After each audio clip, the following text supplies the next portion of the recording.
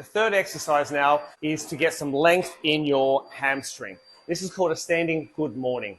What I want you to do is stand here with your legs perfectly straight and think about tilting your pelvis down towards the ground here. Keep a nice little arch in your back there. And all I want you to do is keep your legs straight, is just bend forward as far as you can whilst maintaining that straight back. Hold this 5 seconds and then return back up here. Keeping your legs straight and keeping your pelvis in this position here means you actually will find you are limited in how far you can bend down without losing the shape in your back. So tuck the pelvis here. This is really important because as we want to go over, fold over and touch our toes, the pelvis plays a huge part in allowing your body to pull down. But until you have the mobility and the flexibility to get yourself down to this shape here, don't bend your back. Just work on pulling the pelvis down, locking your body straight, coming down.